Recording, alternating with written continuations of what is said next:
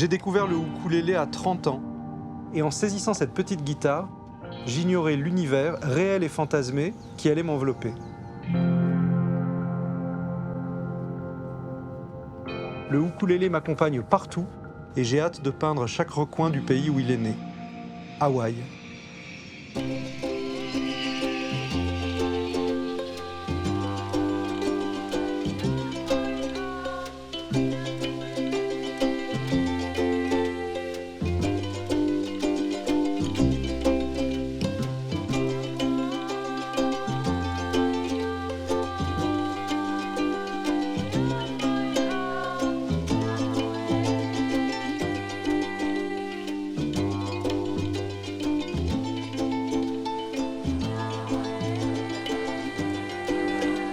Johann Sfar est auteur et dessinateur.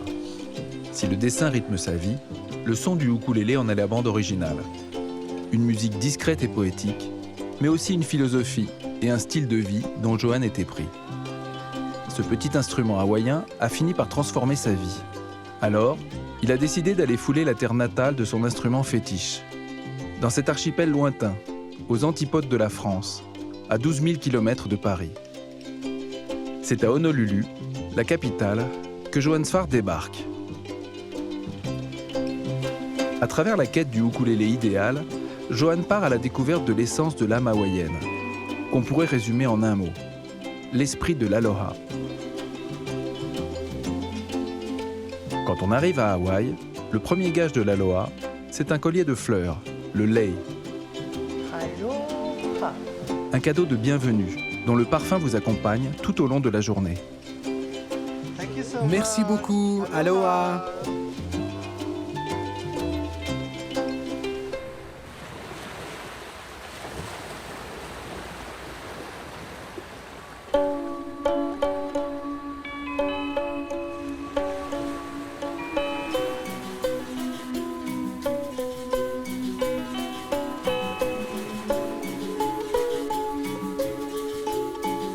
Chaque voyage, chaque découverte, se fait à travers le prisme du dessin.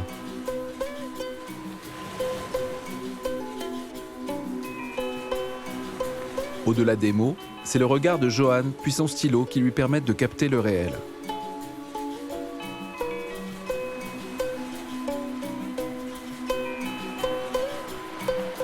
Et moi, tu vois, je suis un dessinateur de plage. C'est-à-dire que je suis né à Nice. Pendant toute mon enfance, j'ai dessiné des plages et des touristes sur la plage.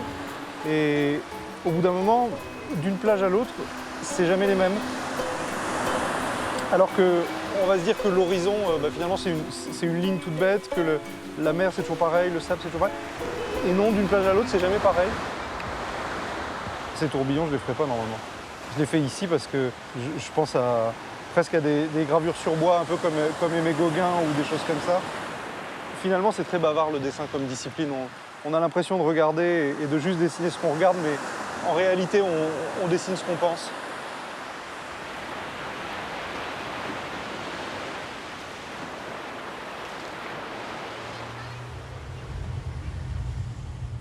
Hawaï, c'est le 50e État des États-Unis d'Amérique. Le dernier a intégré l'Union en 1959. Une île qui incarne le rêve tropical américain par excellence depuis les années 60. 7 millions de touristes, venus des 4 coins du monde, visitent chaque année l'archipel. Qu'est-ce que je viens chercher à Hawaï? Je voudrais aller au-delà du folklore tiki que je dessine depuis une vingtaine d'années, des caricatures de vaïnés, de marins, de sirènes, parce que c'est ce qui me fait rêver, parce que c'est ce dont j'ai envie. Et j'ai envie de creuser. Pour mieux comprendre la profondeur de l'esprit de l'aloha, il faut se rendre dans le quartier de Kailua. C'est ici que vit une icône de la tradition hawaïenne, Mihana Souza. Musicienne et danseuse, dans l'archipel, tout le monde la connaît et l'admire. Sa manière de vivre en fait l'incarnation même de l'aloha. Good morning. Bonjour. Hello beauty. Bonjour beauté. Good morning. Vous êtes Johann? Yes. Oui, je suis tellement content de vous rencontrer. Johann, je m'attendais à voir une fille. Oui, comme John Collins. Oh, merci infiniment. Aloha. Est-ce que c'est votre première fois à Hawaï? Oui, j'ai du mal à croire que je suis ici. Vous êtes chanteuse et vous venez d'une famille de musiciens. Moi, ma mère s'appelait Imgard Farden Alouli, une musicienne adorée dans la musique hawaïenne. Elle a écrit beaucoup de chansons, je pense plus de 200. Pua Mana, c'est le nom de notre maison familiale. Pua signifie fleur, Mana, c'est la force spirituelle. Alors, elle et son père ont pensé à la fleur comme le symbole d'une famille. Tous les pétales sont les enfants et les étamines, ce sont les parents. Tout ça compose un magnifique ensemble. C'est merveilleux. Alors, cette chanson, c'est Pua Mana. C'est le nom de notre maison.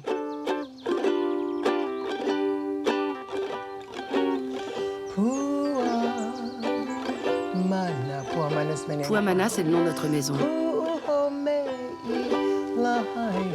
Mon foyer à Lahaina.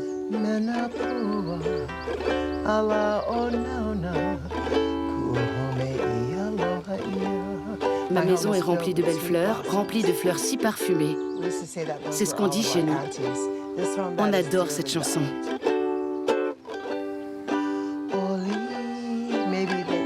Que ma maison se remplisse de joie.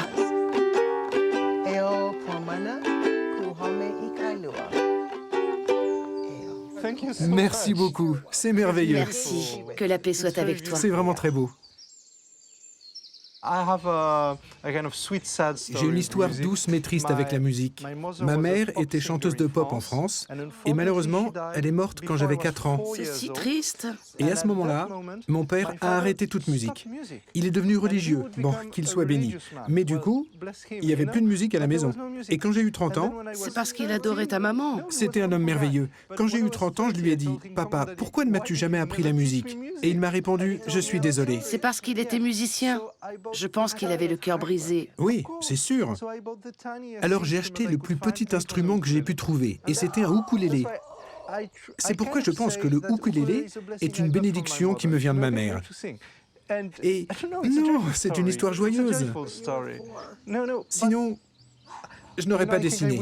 Elle est avec toi. Sans ça, je n'aurais pas dessiné. Je pense que le don artistique vient toujours d'une faille. Comme quand les Japonais réparent un objet cassé en suivant les fissures. Donc je suis vraiment reconnaissant pour tout ça. Mais je réalise que cet instrument connecte les gens entre eux. Oh oui. Et comme vous le dites, il s'agit de joie, de choses universelles. Mais vous pouvez même verser vos larmes dans cet instrument. Elles deviendront une joie. C'est l'instrument le plus joyeux que j'ai jamais rencontré. Je n'ai jamais vu de ukulélé triste. Tu comprends l'aloha, mais tu ne le sais pas. Je veux dire que tu es probablement hawaïen dans un autre corps. Je sais que tu l'es, parce que tu te sens ici comme chez toi. Et qui pourrait dire le contraire?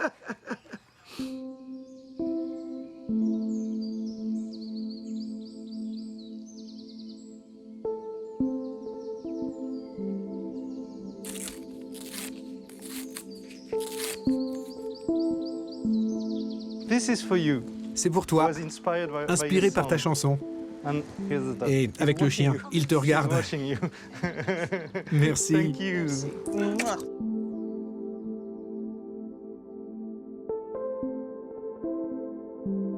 Je regarde Hawaï avec beaucoup de curiosité. Évidemment, je vais le tirer vers mon credo.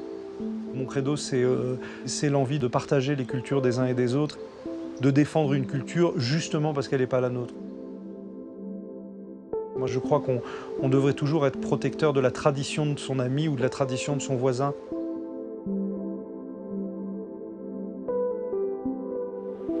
Hawaï est une terre d'accueil qui, tout au long de son histoire, s'est enrichie d'autres cultures venues d'Europe et d'Asie. Une culture hybride, dont le maître mot est aloha. L'aloha, c'est une philosophie, une manière de vivre, un mot aux nombreuses significations. À la fois bonjour, adieu, mais c'est aussi bien plus que cela. Une quête d'harmonie entre les êtres, le respect de l'autre, la compassion, une ouverture d'esprit bienveillante qui favorise les belles rencontres. À Hawaï, l'aloha ouvre le champ des possibles.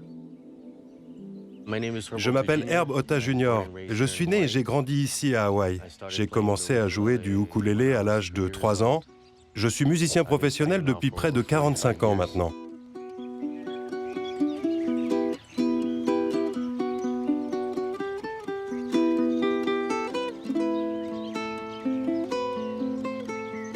Herbota Junior est l'un des plus grands virtuoses du ukulélé. Comme son père avant lui, il a repoussé les limites mélodiques pour en faire un instrument de concert.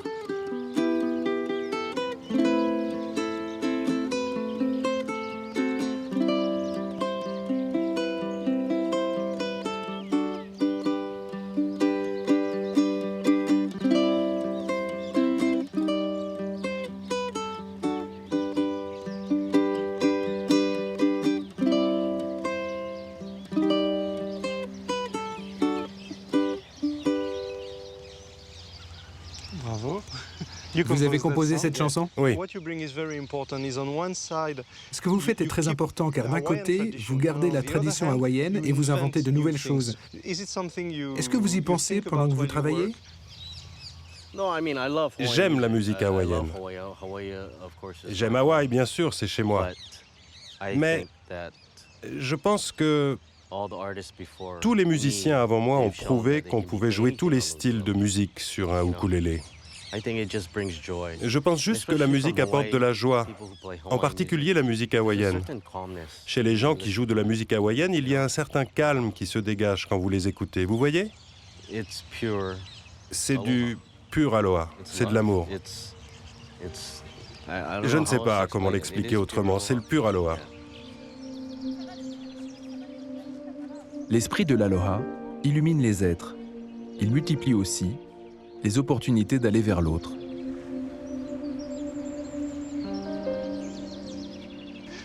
C'est une école de danse? Oui, c'est elle, notre prof. Ah, c'est génial. Hello. Bonjour. Bonjour. On ne vous dérange pas? Non, Est-ce qu'on peut se parler un peu? Vous avez 5 minutes? Monsieur Ota, je connais votre père. Vraiment? Oui,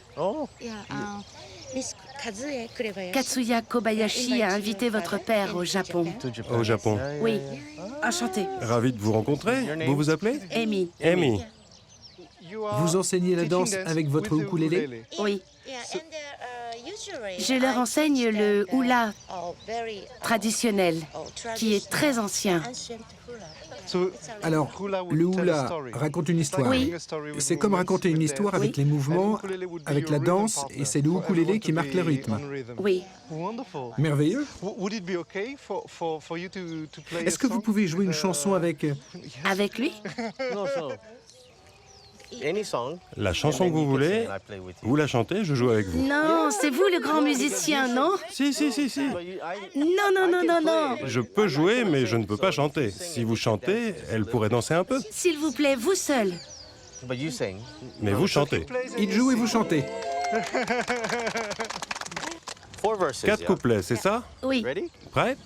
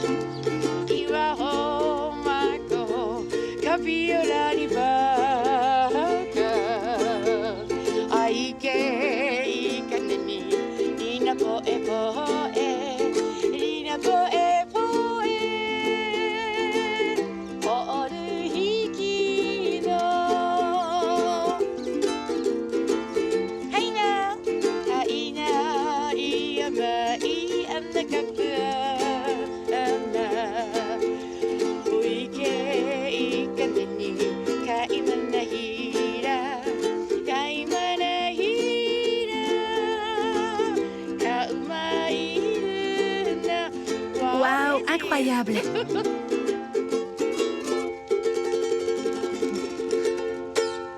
Bravo.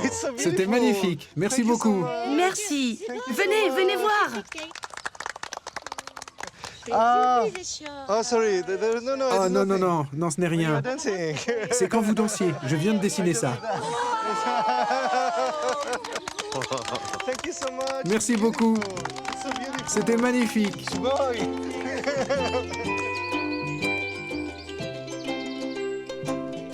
Le ukulélé, c'est de la joie.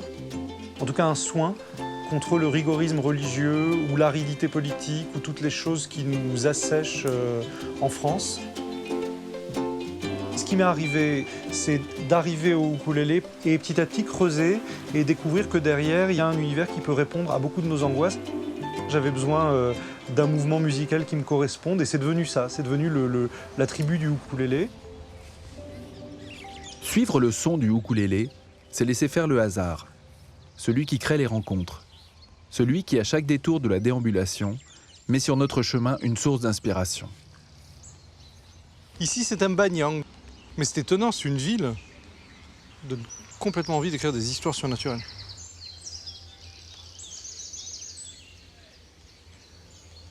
Ce qui m'aide à le dessiner, c'est que je pense aux 3 matières très physiques qui le baignent souvent.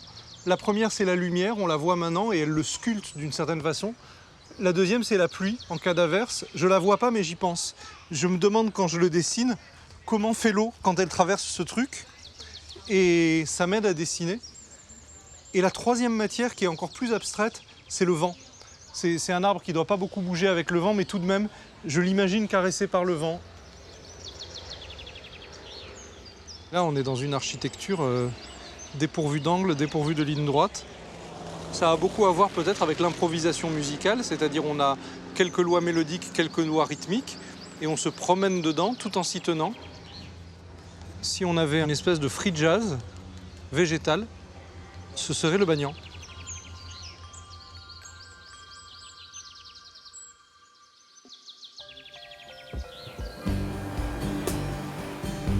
Trait d'union entre les êtres, le ukulélé rythme la vie hawaïenne. Cet instrument aux allures enfantines porte en lui l'histoire d'une nation.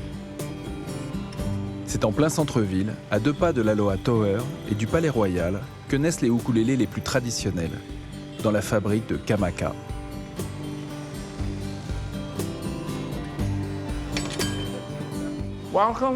Bienvenue.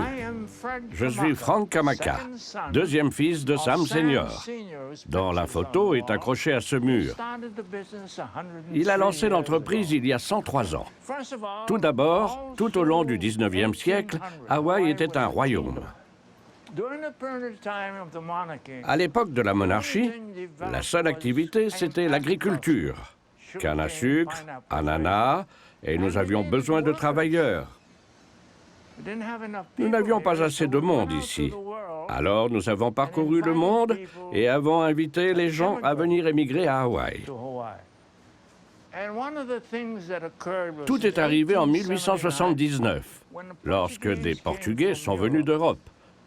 Ils ont apporté avec eux un étrange instrument de musique. Cet instrument, qu'on a appelé ukulélé, a en fait été conçu à Hawaï. Mais l'idée de l'instrument et la manière dont il a été construit est venue d'Europe. Mon père a ouvert son magasin de ukulélé et 10 ans après ses débuts, il a créé cette forme. Il l'a montré à des amis et quelqu'un a dit « Sam, ça ressemble à un ananas ». Une amie artiste l'a peint. C'est comme ça que mon père s'est vu attribuer la paternité de différentes formes de ukulélé peints. C'était un perfectionniste. Chaque ukulélé devait être parfait, autant par l'apparence que par le son. Sinon, il ne le vendait pas. C'est la 3e génération de fabricants de ukulélé qui va maintenant vous emmener à l'arrière et vous montrer comment les instruments sont fabriqués. C'est ce qu'ils enseignent à notre 4e génération de fabricants.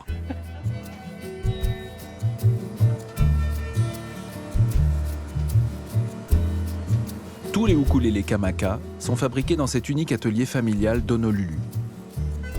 Un lieu sacro-saint pour les passionnés de ukulélé du monde entier. Nous produisons entre 16 et 18 ukulélés par jour. Cela représente entre 3500 et 4000 ukulélés par an. Et du début à la fin, cela prend environ 10 jours, donc environ 2 semaines pour finir un ukulélé. Cela comprend tout le temps de séchage et tout.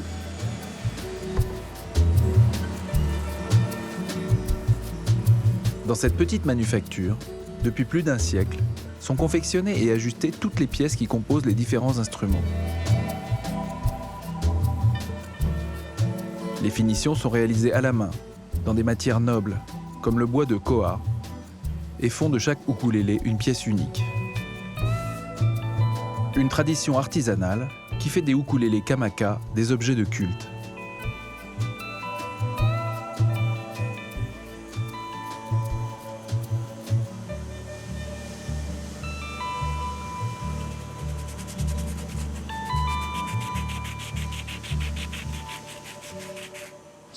Quand le ukulélé est complètement terminé, il part dans ce coin là-bas où est assis Chris Kamaka. C'est lui qui procède à la dernière vérification de chaque ukulélé avant qu'il ne sorte d'ici.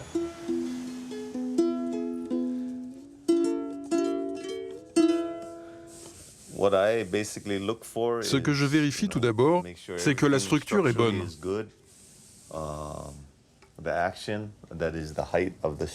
Que la hauteur des cordes au-dessus de la touche est correcte. Que l'instrument est confortable. Qu'il est agréable à jouer. Kamaka a inventé le timbre original du ukulélé. Un son unique qui fait que l'on reconnaît les instruments qui sortent de cette fabrique dès la première note. Cela est dû au fait qu'ils sont traditionnellement fabriqués en bois de koa, un arbre sacré, une sorte d'acacia précieux que les luthiers font venir de Big Island. Johan est tenté de suivre ce fil, de s'immerger plus profondément encore dans la culture hawaïenne. Il s'envole vers Big Island. Située à 300 km au sud d'Oahu, Big Island, c'est la plus grande île d'Hawaï. Comme l'archipel tout entier, elle a jailli de l'océan il y a plus de 70 millions d'années.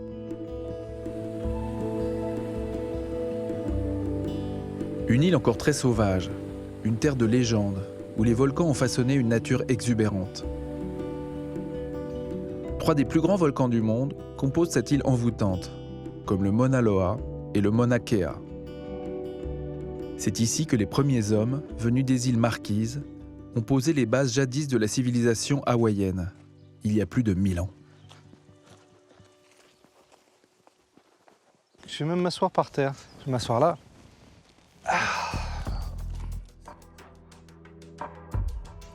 Aujourd'hui, les traces de cette culture séculaire côtoient les signes les plus ostentatoires de la culture occidentale. Juste à côté du golfe de Waikoloa, les pétroglyphes de Puako déroulent leurs énigmatiques inscriptions, gravées dans la lave.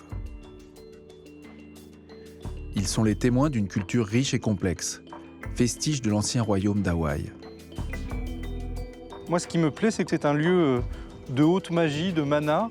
Il y a des cercles dans la lave et on me dit que c'est là qu'ont déposé le cordon ombilical des premiers-nés pour que le mana, la force magique du lieu se répercute sur eux. Moi, par rapport à la magie, je suis très ambigu, c'est-à-dire qu'à la fois, je ne crois jamais ce qu'on me raconte et en même temps, ça m'impressionne et ça me fascine. Et j'adore les lieux de ferveur. Donc ici, c'est un endroit de ferveur dans les cailloux. Et ça se dessine. Après, de manière beaucoup plus concrète, les formes des roches, c'est très dessinable. Et puis j'adore la grossièreté du fait d'être là à chercher des marqueurs presque préhistoriques, des marques dans la pierre, des choses comme ça, et d'être fasciné parce qu'il y a juste un gros Américain en short qui passe sur son golf. Et c'est pratiquement lui que j'ai davantage envie de dessiner. J'aime bien que le dessin ait cette immédiateté et cette bêtise-là. J'ai besoin de la bêtise du dessin. Les gigantesques volcans de Big Island ont modelé des reliefs impressionnants. Ils sont le berceau d'un climat d'altitude très particulier, propice à une végétation luxuriante.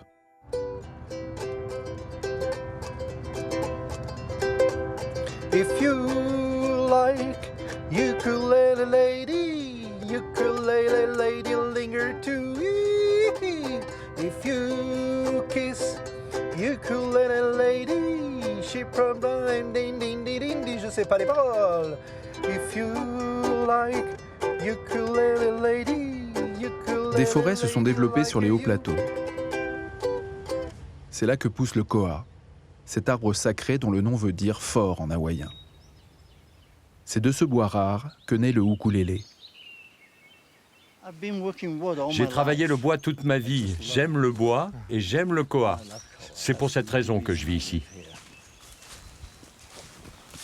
Dans une autre vie, Peter McLaren construisait des bateaux en bois. C'est magnifique ici, n'est-ce pas? Oui, c'est ravissant. Quand il a découvert le koa, il y a 30 ans, sa vie a basculé. Il est devenu luthier.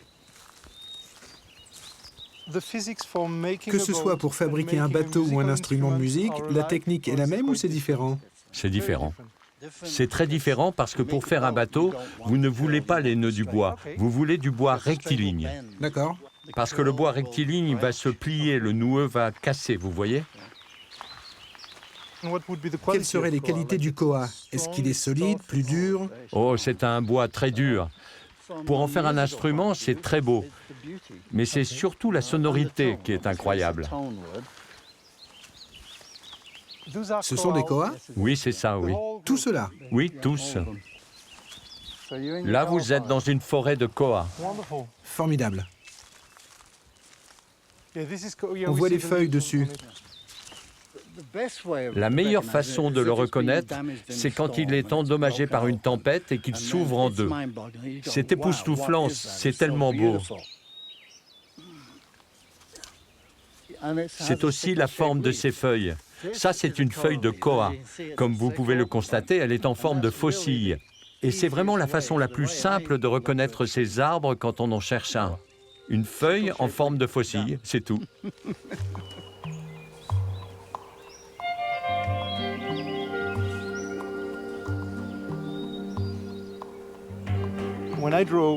Quand j'en dessine un, c'est comme une étude sans mots. Je me dis, comment je pourrais reconnaître cet arbre si j'en voyais un? Tout d'abord, leurs formes sont vraiment diverses. Oui. Il n'y en a pas deux pareilles. Non, jamais. Il doit se battre pour atteindre les rayons du soleil. Et puis, ça dépend de son âge, je suppose. Mais il y en a un presque en ligne droite. Un autre derrière semble être son grand-père. Il est beaucoup plus vieux. Il doit être noueux. C'est ce combat qui crée les nœuds du bois. Oui, ça s'appelle des nœuds de stress. C'est le mot exact. C'est la même chose chez l'homme. En définitive, c'est très proche de nous. Oh oui. Le plus vieux, Oh mon Dieu, tu es rapide. des feuilles en forme de lune. Quand vous voyez une branche torve, vous voyez avec toutes ces ondulations, ça veut dire que c'est le bon. C'est tout ce que j'adore. C'est super d'être avec vous ici. Merci. Vous voyez, c'est comme si on avait pénétré l'âme de quelque chose. Les forêts de koa sont aujourd'hui très protégées. Pour favoriser le renouvellement de l'espèce, il est interdit d'en abattre les arbres.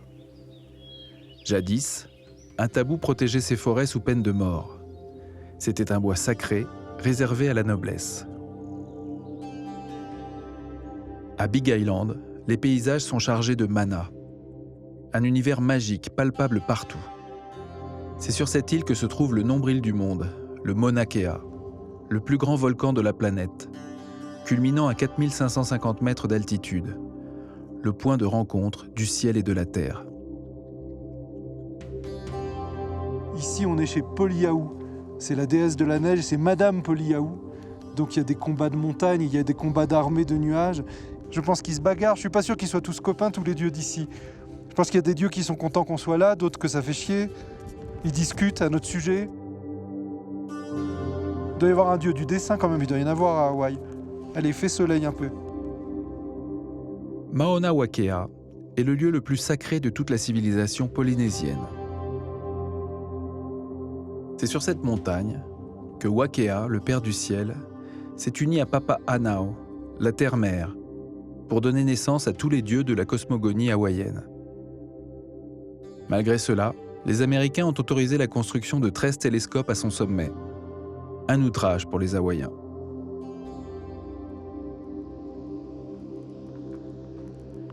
Regarde la terre rouge. Regarde ce nuage qui veut pas qu'on regarde, il veut nous les cacher. Et derrière, t'as les nuages roses. C'est ouf. Là, c'est le moment où le rideau va se poser. On dirait que la Terre, elle est dans un truc de nudité où elle veut pas qu'on regarde. Ce qu'elle fait avec les nuages, elle veut pas qu'on regarde. C'est dingue.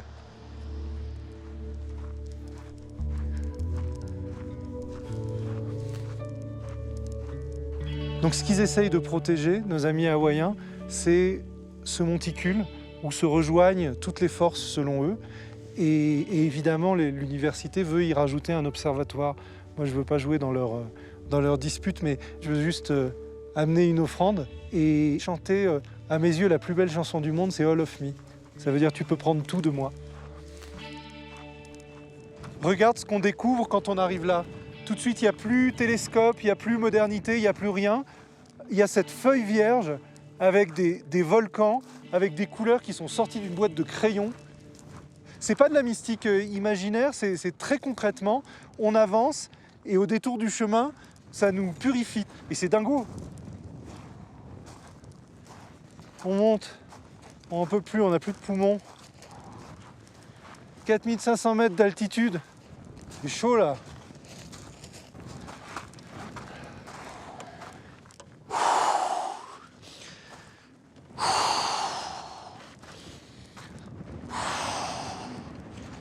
On va pas aller directement sur le temple, on va faire le tour sans lui tourner le dos. C'est très concret. Il y a un bambou, il y a des morceaux de natte tressée.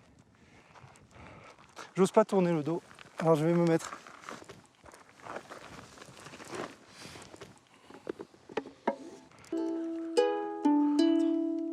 All of me, why not take all of me?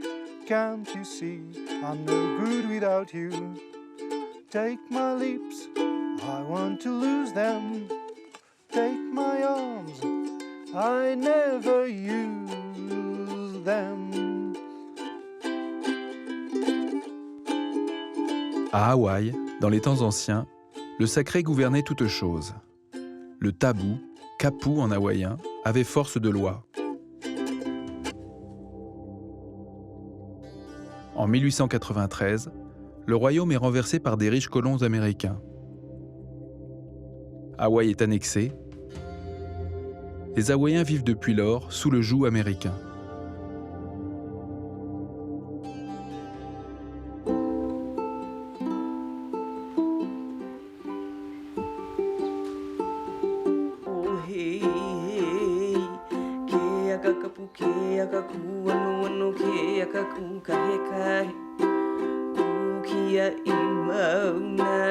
Avanée Rios fait partie des Protectors, les protecteurs du grand volcan.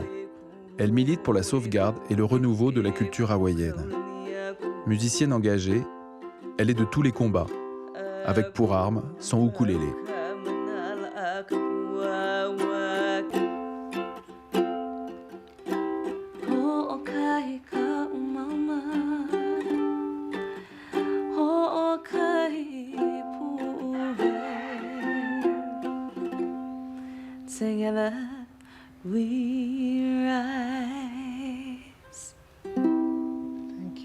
Merci, c'est si paisible. Ça parle à notre âme. Je suis tellement content de rencontrer quelqu'un pour qui l'instrument est chargé de sens. J'écris ma musique en souvenir des histoires anciennes et aussi pour perpétuer ces histoires. C'est de cette manière que notre peuple perpétue nos traditions sur la création du monde, sur les histoires d'amour des dieux et des déesses. Alors écrire de la musique pour moi, c'est vraiment raconter les histoires de ce temps-là. Nos ancêtres n'ont jamais rien construit au sommet de cette montagne à cause de son caractère sacré. Et nous avons maintenant 13 télescopes et ils veulent construire l'un des plus grands télescopes, 30 mètres de haut, sur notre montagne la plus sacrée, le royaume de Poliahu. Des gens sont venus nous envahir pour nous coloniser.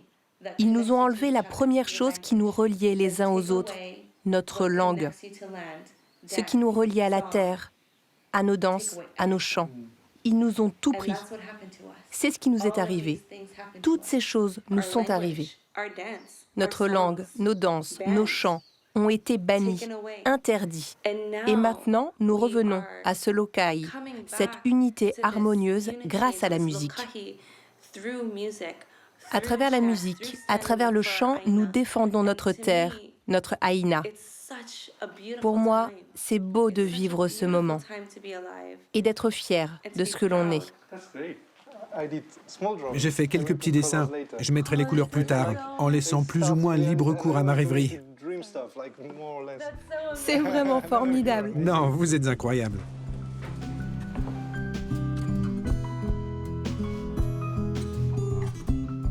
Il y a une population qui est très consciente et de son histoire et de sa place, y compris des paradoxes. Le fait d'avoir une manne financière énorme provenant du tourisme, des États-Unis, de tout ça, et en même temps une conscience que c'est pas parce qu'ils ont accepté ce jeu-là qu'ils veulent absolument tout perdre.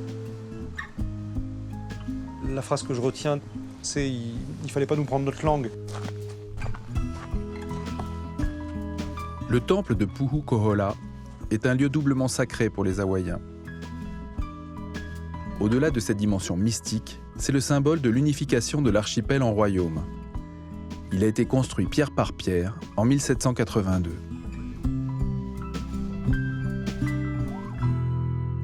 Alors, les seuls qui ont le droit d'avoir accès au temple, ce sont les natifs hawaïens pour des cérémonies. Les touristes n'ont pas le droit de monter. Ce temple a la forme d'une baleine. C'est l'exécution d'une prophétie. Le roi Kamehameha a dû construire ça et faire construire ça par son peuple, c'est-à-dire que chacun a amené une pierre, et quand la baleine a été finie et quand on a effectué les sacrifices humains qui étaient nécessaires, Kamehameha a pu conquérir toute l'île. Alors sacrifice humain, ça se fait par requin interposé. Donc si j'ai bien compris, la structure en bois là, c'est pour mettre les offrandes sans doute non humaines, et les humains, j'imagine qu'il fallait qu'ils aillent dans l'eau d'une façon ou d'une autre.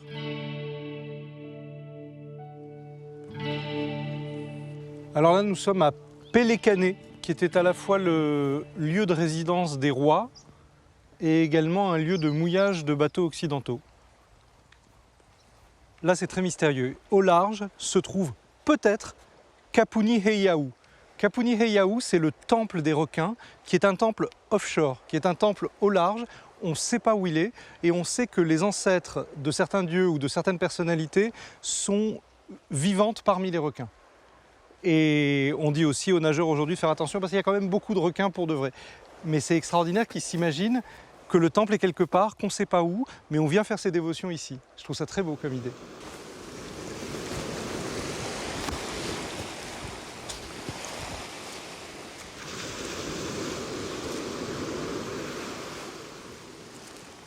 Moi, il a suffi que je vois cette pancarte où on dit « Faites attention, les requins se signalent par leur aileron » pour que je n'arrête pas de scruter la mer et de chercher un aileron. Évidemment, j'en vois pas.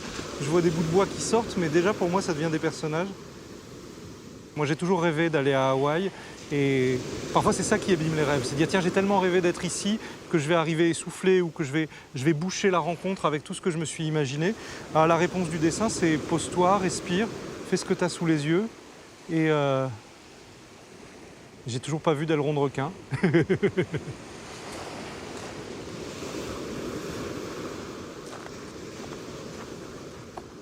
Cet arbre-là, c'est une anatomie.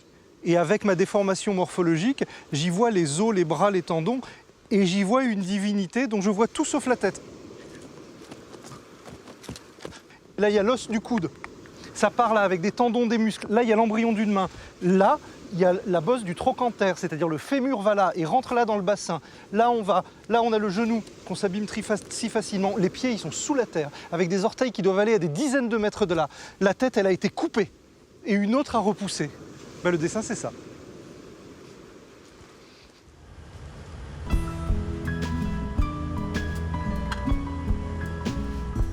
Une terre envoûtante, un peuple cultivé au passé riche, profondément attaché au sacré. Conscient de ce qui fait l'essence d'Hawaï, Johan retourne sur l'île d'Oahu, le lieu de naissance du ukulélé. Là-bas, il espère apprendre à jouer comme un Hawaïen.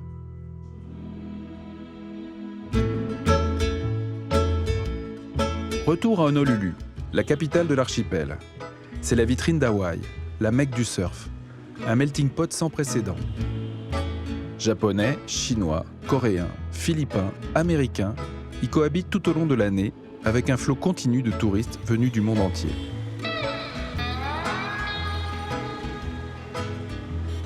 Dans les faubourgs de la ville, à Kalihi, tous les jeudis, un groupe de voisins se réunit pour le Kanikapila hebdomadaire. Un bœuf musical célébrant le simple plaisir d'être ensemble et de jouer.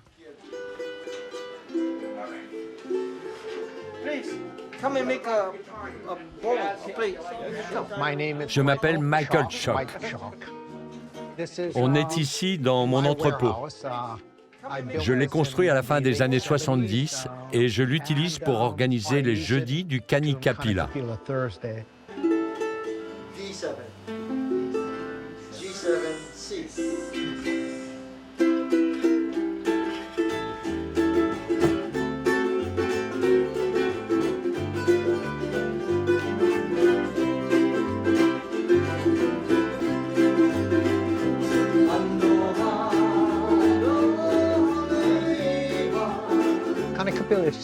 Kanikapila, cela signifie simplement jouer.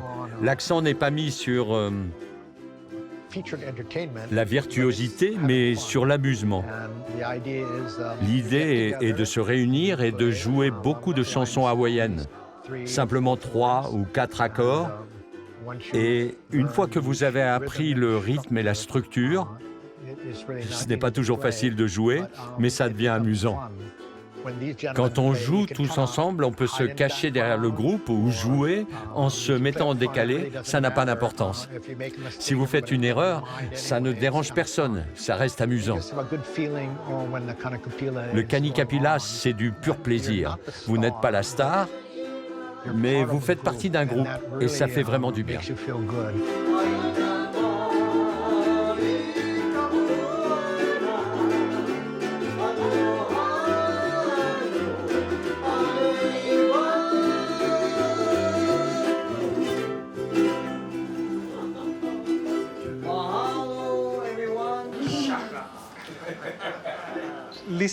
Vous entendre comme ça, jouer, plein de joie et de larmes à la fois, Dieu vous protège. Vous avez un sourire si sincère. Merci. Merci beaucoup.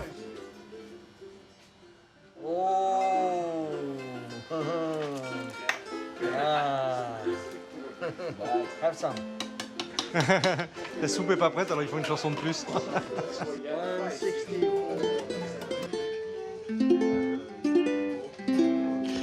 J'ai honte, je ne connais aucune chanson hawaïenne. Vous pouvez jouer un sol? C'est ça? Oui. Et ensuite un do. Et encore sol. Vous n'avez besoin que de ça.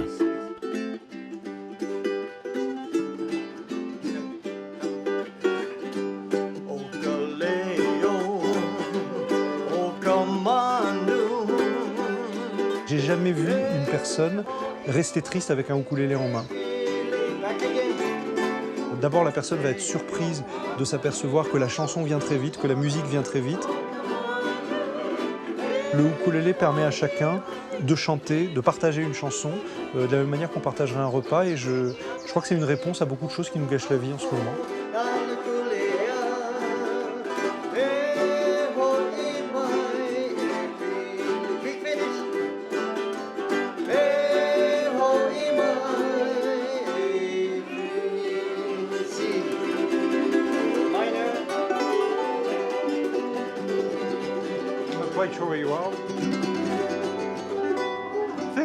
Merci beaucoup.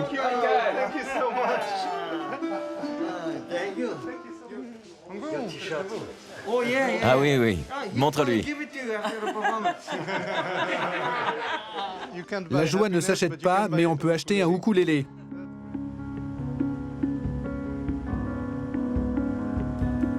Acheter un ukulélé, pourquoi pas? Johan en possède déjà toute une collection. Mais après tout ce qu'il vient de vivre à travers ce voyage, c'est peut-être le moment de trouver celui qui portera en lui l'essence de l'âme hawaïenne. À Honolulu, quand un collectionneur cherche l'instrument rêvé, c'est vers cette boutique à l'ambiance très feutrée que le porte ses pas.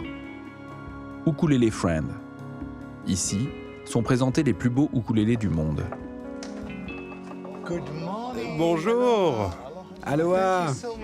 Merci infiniment de me recevoir. Merci à vous d'être venu. Ici, Shaun Yakavon reçoit uniquement sur rendez-vous. Une expérience unique qui permet de découvrir des instruments précieux, des pièces rares, dont les prix s'échelonnent entre 1 500 et 17 000 $. Je me sens comme dans un magasin de bonbons. Je n'en ai jamais vu autant au même endroit. Chacun de ces instruments est unique. Ils reflètent la personnalité de chaque fabricant et c'est amusant de discerner les différences de philosophie dans leur fabrication, mais aussi dans leur sonorité, le son mélodieux de chacun de ces instruments ainsi élaborés. Pendant que nous parlons, les ukulélés nous répondent. Oui. Ils résonnent avec vos mots. C'est comme dans Harry Potter. Chaque fois qu'un jeune magicien arrive, c'est la baguette magique qui le choisit. Ici, c'est le ukulélé qui exerce sur vous son pouvoir de séduction. Oui, et c'est pourquoi quand les gens me demandent quel est le meilleur ukulélé ici, pour répondre vraiment à cette question, je dois leur dire quel est celui qui vous attire le plus. Et c'est exactement ce que vous dites. Les ukulélés peuvent vous attirer à eux. Celui-ci est une sorte d'hommage à Selmer Makaferi? D'une certaine manière, oui. D'emblée, c'est un ukulélé atypique qui va séduire Johan. Cet instrument a une découpe particulière, comme vous pouvez le voir. Il est donc plus facile d'atteindre la base du manche si vous en avez besoin. Selmer Makaferi, c'est le nom de la guitare de Django Reinhardt. Elle est découpée ici pour jouer le plus haut possible pendant les solos. Et c'est tellement beau parce que c'est exactement le même genre de forme, mais sur un ukulélé. C'est tellement beau.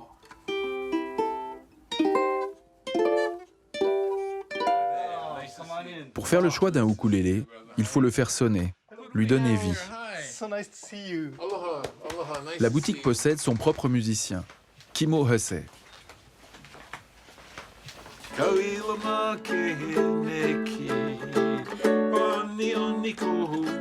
Sous ses doigts, les précieux instruments révèlent toute leur magie.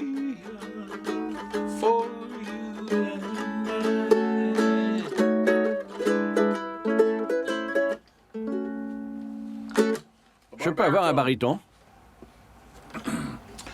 J'adore les barytons.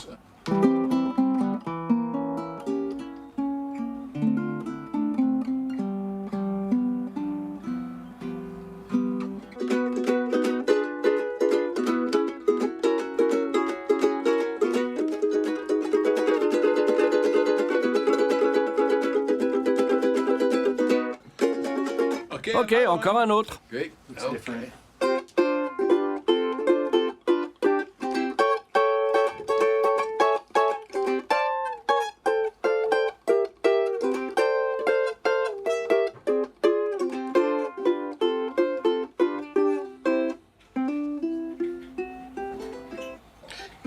C'est génial. Chacun d'eux a une voix unique et vous les rendez si vivants. C'est pas moi, c'est le ukulélé.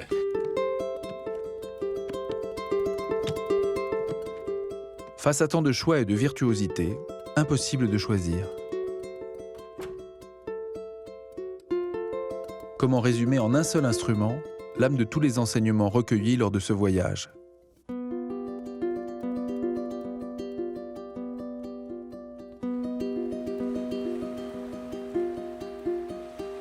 Les paroles échangées, les émotions ressenties ne peuvent se concrétiser même sous la forme du plus beau ukulélé qui soit.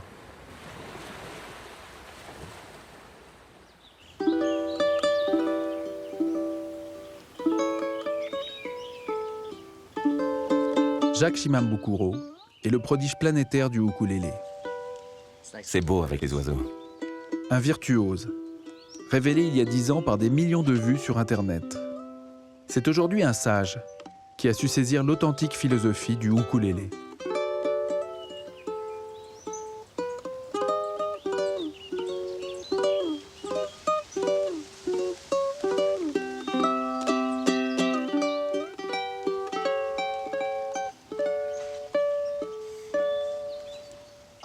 Je vous dessine 100 ukulélés dans vos mains.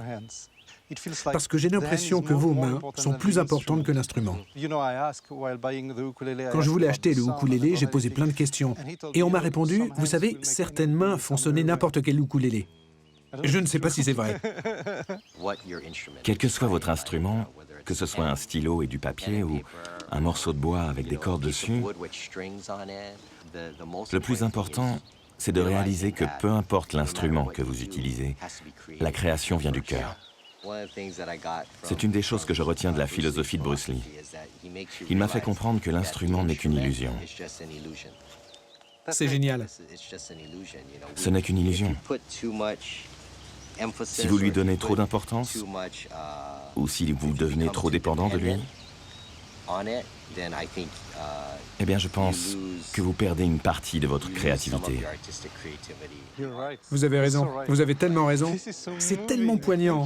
Merci beaucoup. Merci. C'était beau, c'était un moment merveilleux.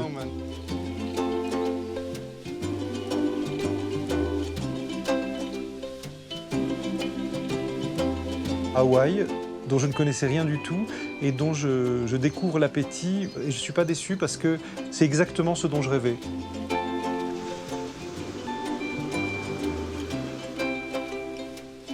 Dans le rapport au tragique qui est à la fois très conscient mais pas névrosé. Une compréhension profonde du tragique de l'existence et c'est pour ça qu'il faut rire. La joie se décrète à tout moment. Et de ce que j'en comprends, le ukulélé, c'est ça. Le ukulélé, c'est chaque matin, il t'appartient de décider si tout est grave ou si rien n'est grave. Le ukulélé, c'est le rien n'est grave, mais très conscient.